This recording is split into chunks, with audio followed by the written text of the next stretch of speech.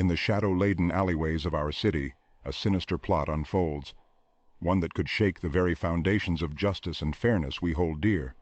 I, Britt Reid, otherwise known in the cloak of night as the Green Hornet, along with my indomitable ally Kato, find ourselves on the cusp of unraveling a conspiracy that runs deeper than the city's underground. Tonight, we're not just chasing criminals, we're peeling back layers of deceit that cloak a danger threatening to corrupt our society's core. Brace yourself for an electrifying journey into darkness, where every corner turned brings us closer to a truth that's as shocking as it is revealing. This adventure isn't just another notch in our belt. It's a race against time to thwart a plan that could destroy countless lives. The stakes, higher than ever. The enemies, more dangerous than before.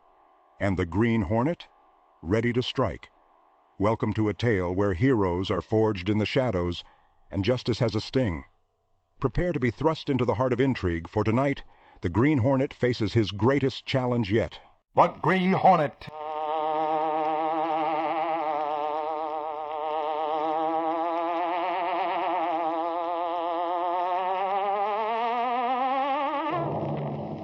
He hunts the biggest of all game, public enemies who try to destroy our America.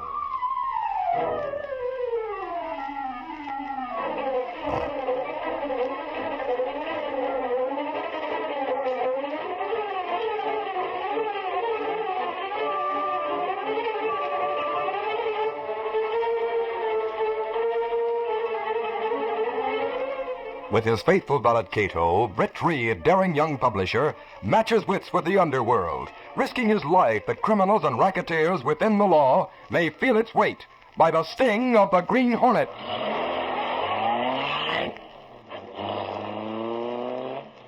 Ride with Britt Reid in the thrilling adventure, A Pair of Nylons. The Green Hornet strikes again.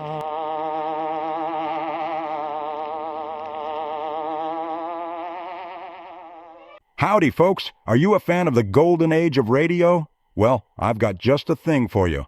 This here's a portable 1 terabyte hard drive, loaded with over 37,000 old-time radio classics. That's right, including 47 episodes of The Green Hornet. Step back in time and relive the magic of yesteryear. For your very own collection, head on over to 1tb.brandoclassicradio.com. That's the number 1 and TB as in terabyte. Don't miss out on this journey through radio history.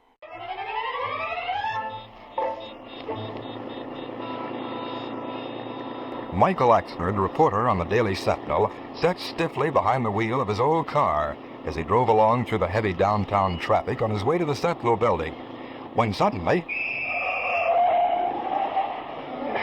Suffering snakes. Something must have happened. Look at that crowd. I'll get out and see what it's all about.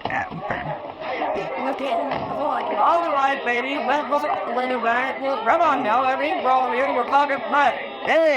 Hey, officer, what happened here? Hey, big boy, stop your shoving, will you? Lady, I'm not shoving. I was much right here as you. Hey, girls, look who's in the line. Why, what a sight he'll be in a pair of nylons.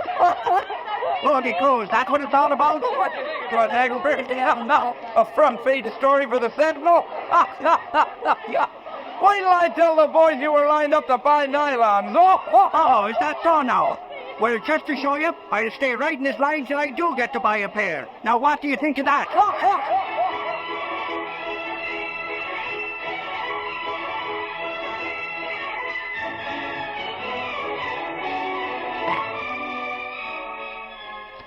Good morning, Casey. Axford, I'm going to lock you out of this office if you can't learn not to slam that door. Lock me out, you say? Casey, you better think twice about that. Look, got a present for you.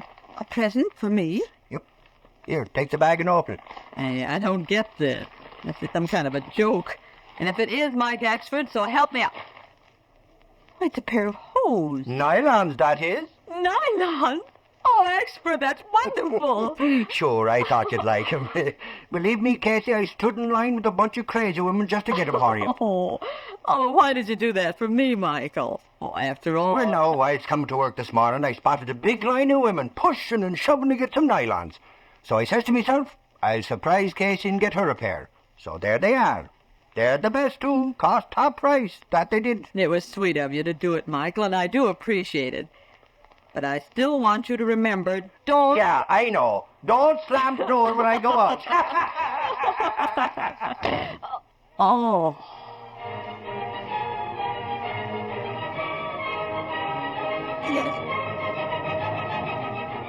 The following afternoon, Lenore Case was in the office of Britt Reid, young publisher of the Daily Sentinel, taking dictation. Furthermore, it has always been the policy of the Daily Sentinel to... Hi, Reed. Hi, Katie. Oh, what's the use? I tell him time and time again not to burst in here when we're busy. It's all right, Miss Case, forget it. Say no, Katie. Ain't you wearing them nylon stockings I got you? Those you have on look kind of wrinkled. Well, to tell the truth, Axford, I am wearing the hose you gave me. Well, they're definitely not nylon. Not nylon, you say? That's right. I washed them out last night before wearing them, and this is the result. Now, they're a cheap grade of rayon treated to look like nylons until they're washed. I hated to tell you. Great St. Patrick. I've been chipped, that I have. What's this all about? Axford got in one of those nylon lines yesterday to get me a pair. He thought he bought nylons, but, well, as I said, they aren't. Well, maybe the store made a mistake. Oh, I don't know about that, Mr. Reed. When I first saw the hose, I thought they were nylons, too. It wasn't until I rinsed them out that I knew they weren't. Holy crow. It's a racket, that's what it is. Could be, Axford.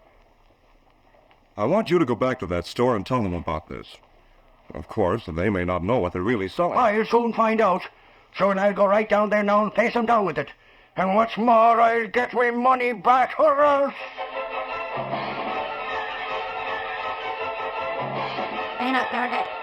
An hour later, Mike Axford hurried into the city room at the Sentinel, where Britt Reid was conferring with Gunnigan, the city editor. Reed, I've been to your office looking for you. What's up, Axford? Well, from the look on his face, I'd say he'd lost a good story to the Clarion. Ah, well, that's all now. Well, for your information, I'll have you know I did lose $1.85. Now you won't eat for a week, I guess. Ah, take the money, I mind. 'Tis the way I lost it that riles me, Gunnigan. Are you still talking about those hose you bought for Miss Case? That I am, Reed. I got took in by a racket, just like I said. What did you find out at the store? That's just it. It was just a hole in the wall place. And when I went back there a while ago, it was locked up. Nothing inside but a few empty glass cases. That will teach you to deal in the regular stores, Axford. You can be sure they're reliable. Well, that guy'll go in anywhere to get a bargain. Then he yells every time he gets stung. Listen here, you. I don't have to take that from any... I was just thinking. The people selling those hose yesterday must have taken that small place just for the day, to take advantage of the great demand for nylons. Reed, I'm going out every day and hop into every lineup for nylons that I come across. And when I meet up with the little pin-headed guy that told me them phonies, I'll have him run into cops' headquarters quick as a wink, that I will. The pint-sized little shrimp. Say, maybe you'll get a good story on the record at that, Mike. Go ahead, see if you can run him down. Go to it, Axford, and good luck.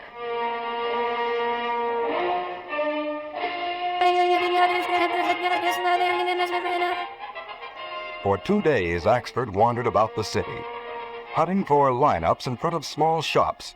He found several and pushed inside to get a look at the salespeople, but each time he was disappointed.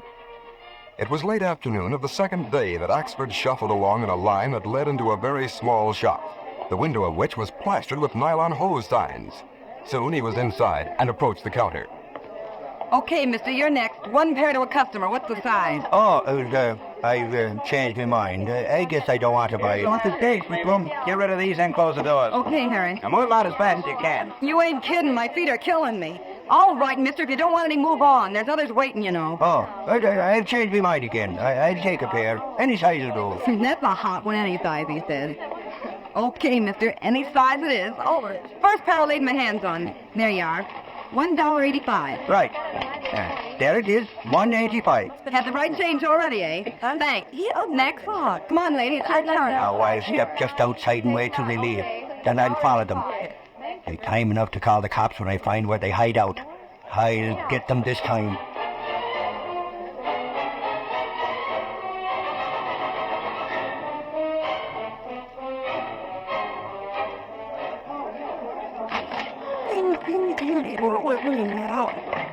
Here's your change, lady. Thank you.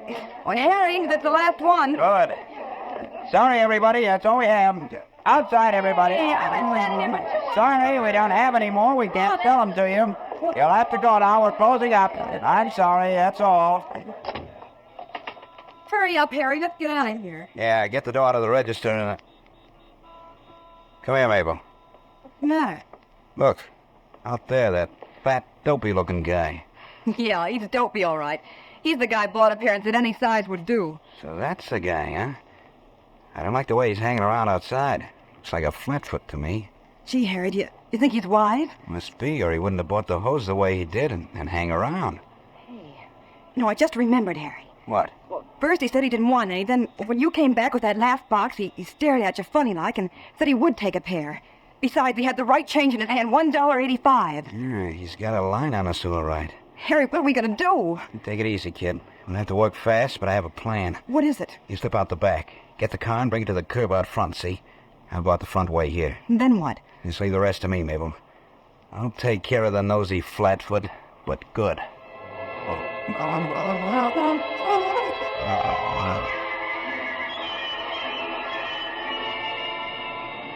Meantime, Axford waited in front of the small shop. Finally, out of the corner of his eye, he saw the man coming out the front door. Axford turned and stared into the window of a nearby store.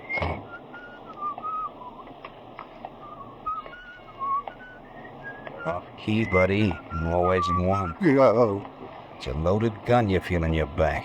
Keep quiet. holy claw. Why do you You get smart, don't you? Well, I'm out of your game, see? You're gonna come along with us right now. Oh, no, I'm not. I'll have you. Careful, flatfoot. Hey, you knocked me hat off. Let me get my hat. There's your hat. As this gun goes off, it'll kick a bigger hole through you than I did through that derby. Here now, let's talk this over, me good man. After all, Get going. Throw that car at the curb. Okay. But you won't get away with this, you half-pint crook. Get in. You're sitting in the middle. This gun will be right in your side.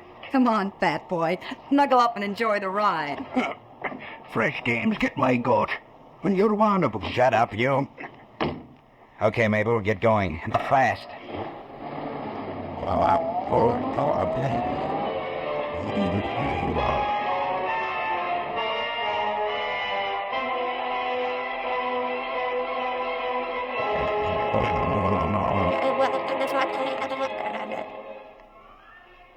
It was after dusk when Lenore Case entered Britt Reid's office.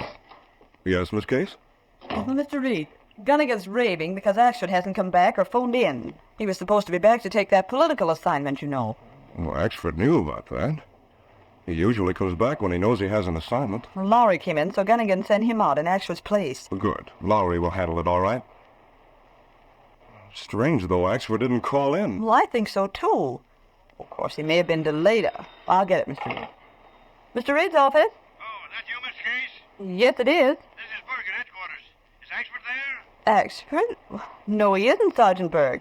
In fact, we were just talking... I asked. One of our men picked up something belonging to Axford over on 10th Street. Just a minute, Sergeant. I'll let you talk to Mr. Reid. Sergeant Burke said that one of the policemen found something belonging to Axford over on 10th Street. I see. I'll talk to him. Hello, Sergeant Burke. What was it one of your men found? Hello, Mr. Reid. I called to say one of our men picked up Mike Axford's derby. He has his press card inside the hatband, you know. Axford's hat? Well, that's strange. Yeah. It had a hole in it like he'd been socked over the head or something. And lying beside it was a small paper bag containing a pair of women's stockings. Where were they found? In front of a hole in the wall joint on 10th, just off Water Street. You think anything could have happened to Axford? Well, yes, I do. He was trying to run down a nylon hose racket. He must have caught up with him. Great day. I'll go right down and look that place over. Axford spoke of a small, undersized man with an oddly shaped head. Pinhead is the word he used. Have your men look for a man of that description. Also put out a description of Axford and make an extensive search. Sure, Mr. Reid. And we'll be on the lookout for that undersized guy. Good. I feel that unless we find Axford soon, Sergeant, he may not be found alive.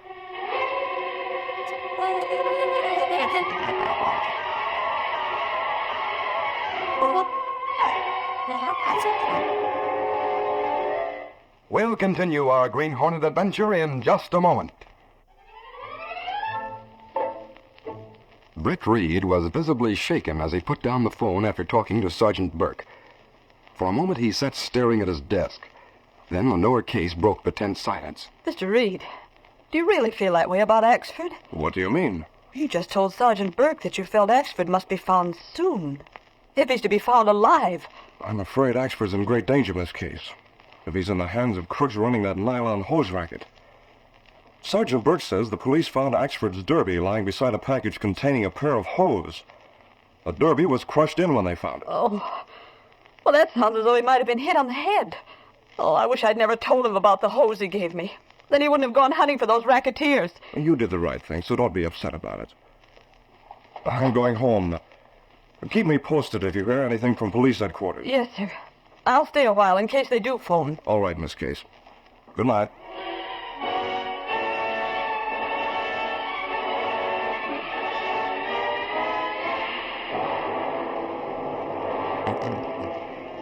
Britt Reid went to his apartment where Kato, his faithful Filipino valet, and the only person knowing his identity as the Green Hornet, was waiting. The two men discussed Axford's disappearance. Will you go to a place on 10th Street to look for crew, Mr. Britt? No, Kato. The police are working on the case. They'll find any clue that they might have left. I told Burke how Axford described the man they're hunting for. They may turn up something. Well, what we do?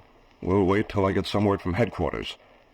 If they fail in the search, then the Green Hornet will have something to think. I hope we hear from the police soon.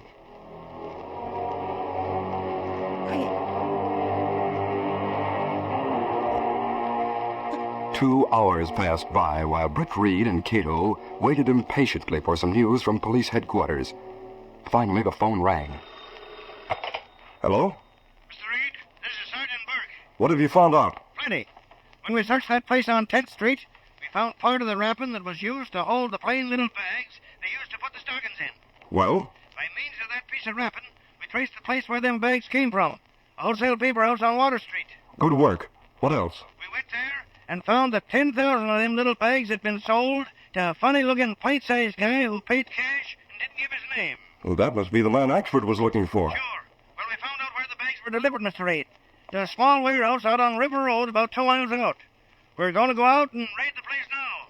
Sergeant, you and the force deserve a lot of credit for what you've accomplished so far. I'd like to be in on that raid. Okay, meet us out there in about 20 minutes. We'll bust that racket and find Axford at the same time. Right now, I'm more concerned about Axford. Sure, I know. See you out at the warehouse, Mr. Reid. So long. Goodbye, Sergeant. Kato, you wait here. The police may settle this without the aid of the Green Hornet. But if they don't, I may have to call you to meet me with the Black Beauty. Oh, yes, sir. I'll be here, ready. Where you go now? To be on hand when the police raid a certain warehouse on River Road. And I sincerely hope they find Axford safe and sound.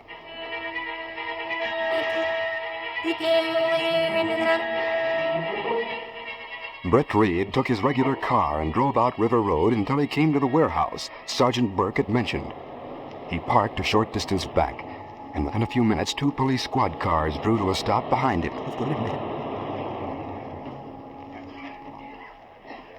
That's you, Mr. Reid? Yes, Sergeant. We're going to move in on them right now. Good. I'll come along.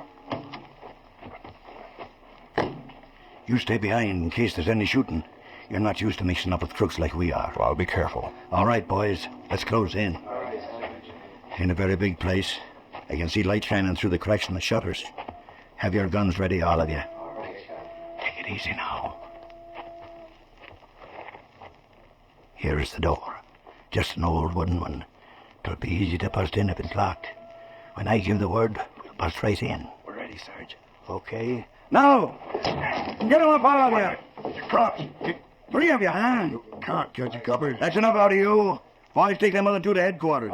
Cassidy, you stay here with me while I ask this mug a few questions. Right. Got nothing on us. Oh, yeah? Look at all them bags stacked there. And I'll bet those cartons on the other side contain ladies' stockings. Bring them over here, Cassidy. Okay, Sergeant. That still don't say you got anything on us. Here's one of the curtains. See what's in it. Yeah. Stockings, just like you said. Sure. Phony nylons around this, my guess. We'll test them at headquarters. So what? Maybe they are phony. But that don't... Shut up, you. Where's that half-pint guy who runs this racket? Never heard of him. I just work here. The other 2 are new helpers, see? So you can't get any information. Look, you, I got plenty to ask you, and I'm staying right here to get the answers. Well, Sergeant Burke. Oh, Mr. Reid. Well, we got the 3 that were here, but it's easy to see the one we went ain't around. Well, I know. I think I'll go on back to town now. I'll meet you at headquarters later. Have to give the news to the paper. Sure, okay, Mr. Reid. I'll do a little drilling on this bug, and we'll take him to headquarters. See you later. Yes, Sergeant. I'll see you later.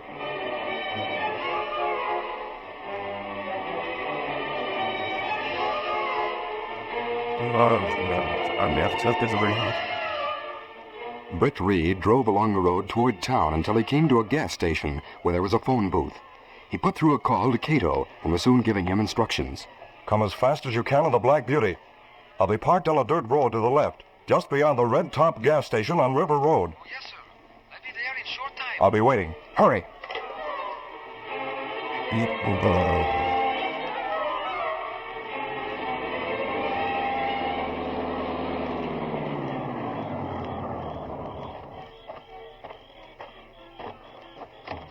You made good time, Kato. Where are your car, Mr. Britt? I headed back along this dirt road. While you drive me out to the old warehouse on River Road, I'll put on the Hornet disguise. Get going. We haven't much time.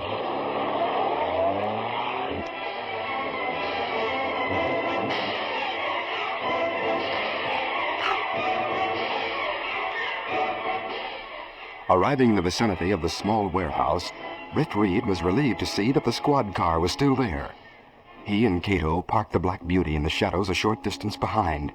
Then they went on foot to the squad car and crouched down behind it. Burke is still inside with that racketeer.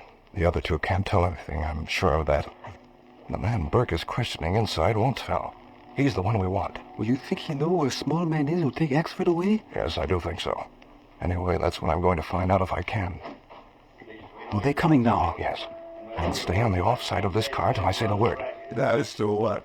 And he seemed tight about helping when we get into ensues, right? There's you, chopper right on my right. I'll get in under the wheel, Gatsby. You put that mug in the middle.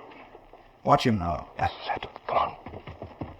Hey, what the? Take it, you? No. Green Hornet, quick. Pick up that cold and run quick. Hey, where you taking me? Car back here. Hurry. Come on, hurry up. Oh, morning, Captain. Eddie knows what's going You whipped the guard at the warehouse. Here, cars. Door open. I'll drive. Get in, you. I don't know. Get in. Okay. We leave and hurry. Wait.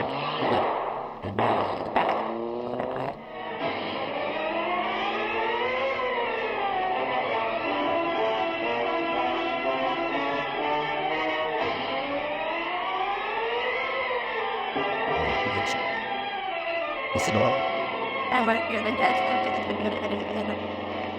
Maybe you'll tell me why you stuck your neck out to help me get away from the cops. Maybe we both work for the same little boss. Eh? And maybe I had a date to meet him at the warehouse in about half hour from now. Yeah, maybe so. How come you got there when you did, then? Maybe I dropped fast early, just to make sure it would be safe later. Oh, so that was it, huh? Hey, the boss is going there in a half an hour to run into the cops. That's right. Why don't you phone him and tip him off? Well, he's got a phone at the place, all right, but he don't trust anyone with a number. You know where the place is? Sure, but... Then don't be a fool. Tell me where to go and I'll take you there to warn him. You mean you don't know where he hides out? Look, I'm the Green Hornet. When we had business to discuss, the little boss always came to one of my hideouts. I've never been interested enough to care where he hid out. Well, I ain't so sure... The police catch him, it's too bad. Right. That little guy has some big plans for better rackets. But if he's caught, he might squeal about a killing or two. Say, better show you where to go. I better warn the boss. Keep going, straight ahead out the river road. I'll show you where to turn off. Spike, now you're talking sense. We'll have you there and nothing flat.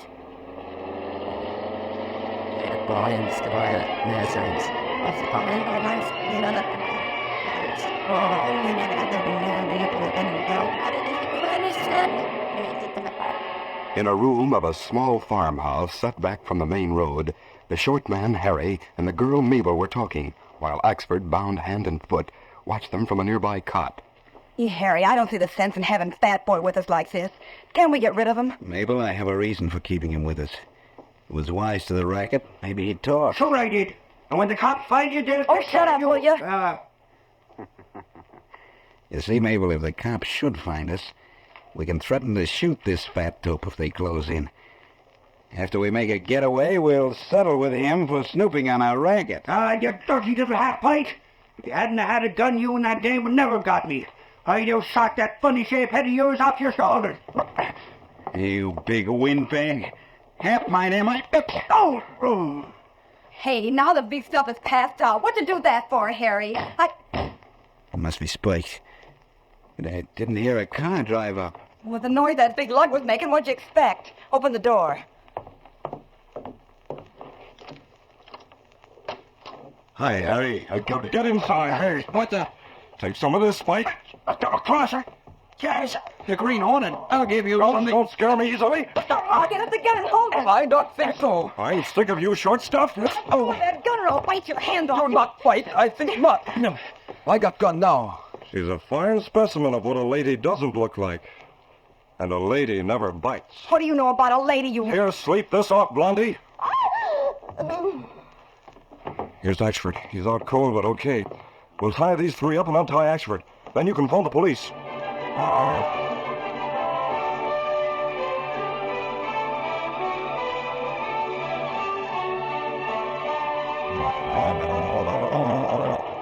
Later that night at police headquarters... And then, believe it or not, I got real far. Busted the cards that bound me and wiped up the floor with the big guy in half-pint. And the girl fainted from fright. Is that so, Mike? Funny you waited all that time to get real sore, huh, Mr. Reed? It's amazing to me how he did it. Amazing is right. Especially since he forgets we found the Hornet seals on the foreheads of both them racketeers. Oh, them? That's funny now. I just can't for the life of me figure out how those seals got there. Maybe you've suffered a slight touch of amnesia. Huh? Ah, stop kidding, Reed. The truth is I've suffered because of a pair of nylons. No, ain't that something?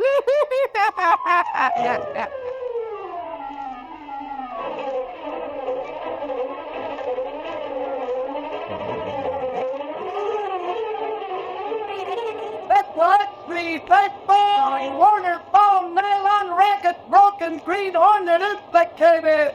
Read all about it. Green Hornet still employed. Settle the Lex-free baseball. Honey, did you get it, Clicker? And how? Thanks, Jennings. You saved us the trouble. Put the cuffs on him. Okay, Doyle. Listen, officer, it's a mistake. I wasn't supposed to be here. Tell it to the judge, Kruger. Don't listen to him. He's in as deep as me. I tell you, the Green Hornet brought me enslaved here. Sure he did, and a good job, too. The Green Hornet? Is that where you got the tip, Jennings? Yeah, it worked smooth as clockwork. Trust the Green Hornet for that. So the Green Hornet's responsible for this, eh?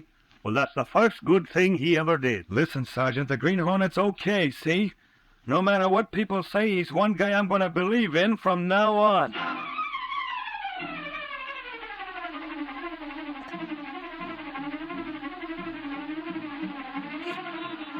Sutno XP Sutno! Hornet smashes gasoline racket! Slagle under arrest! Sutno Pepper! Gasoline operators free for bracket rule! Green Hornet still at the heart! That's the length!